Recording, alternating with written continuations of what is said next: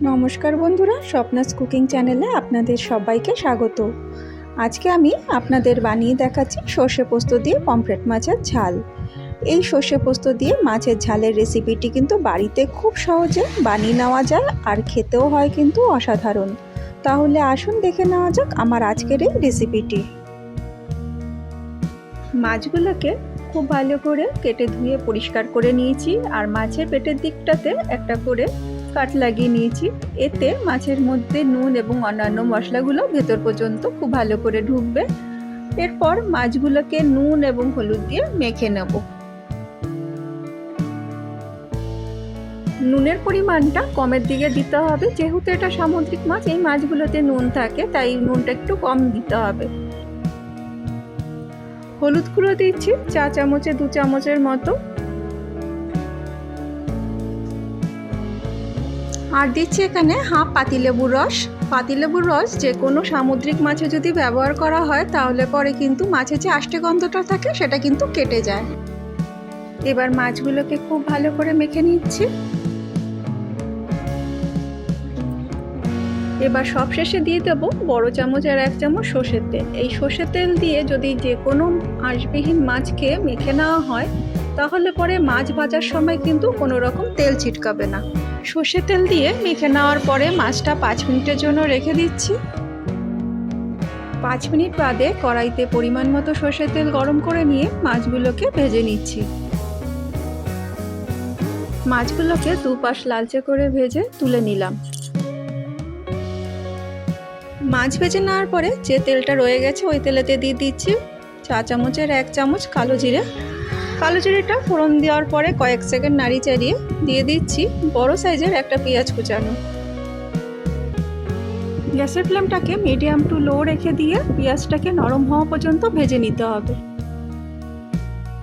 পেঁয়াজ কুচিটা যখন হালকা নরম হয়ে এসছে তখন আমি দিয়ে দিচ্ছি মিডিয়াম সাইজের একটা টমেটো কুচি। টমেটো কুচি দিয়ে এবার পেঁয়াজটাকে ভালো করে মিশিয়ে দিয়ে নাড়িয়ে চাড়িয়ে নিচ্ছি আর গ্যাসের ফ্লেমটা এই সময় লো করে রাখছি। যতক্ষণ না টমেটোটা নরম হচ্ছে ততক্ষণ পর্যন্ত এটা রান্না করতে হবে। টমেটো আর পেঁয়াজটা নরম হতে হতে একটা মশলার পেস্ট তৈরি করে নিচ্ছি।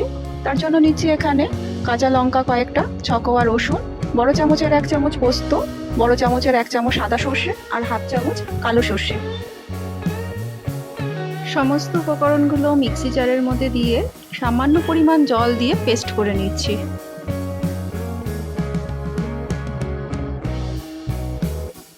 টমেটো আর পেঁয়াজটা বেশ নরম হয়ে গেছে। এরপর দিয়ে দিচ্ছি এর মধ্যে 4 চামচের 1 চামচ কাশ্মীরি লঙ্কার গুঁড়ো, 4 চামচের 1 চামচ হলুদ গুঁড়ো, 4 চামচের 1 চামচ নুন। গ্যাসের ফ্লেম লো করে 15 থেকে 16 সেকেন্ড পর্যন্ত ভালো করে পেঁয়াজ আর টমেটোর সাথে মশলাটাকে কষিয়ে নিচ্ছি। 15 সেকেন্ড বাদে মশলাটা কষে যাওয়ার পরে সর্ষে আর পোস্ত দিয়ে যে পেস্টটা তৈরি করে রেখেছিলাম সেটা দিয়ে দিচ্ছি। এবার সর্ষে পোস্তর বাটিতে সামান্য পরিমাণ জল দিয়ে সেই জলটা দিয়ে দিলাম।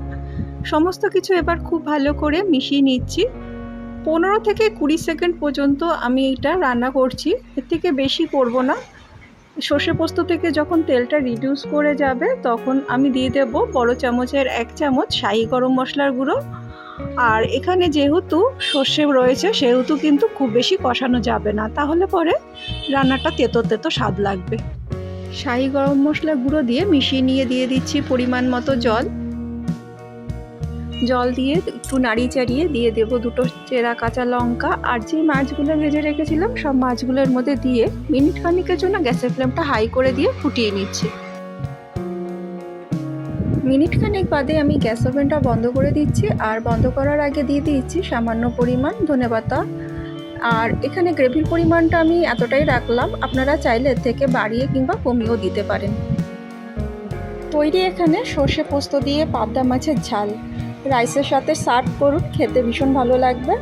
আশা করি আমার আজকের এই রেসিপিটি আপনাদের ভালো লেগে থাকবে। যদি ভালো লেগে থাকে অবশ্যই একটা লাইক, কমেন্ট আর শেয়ার করবেন।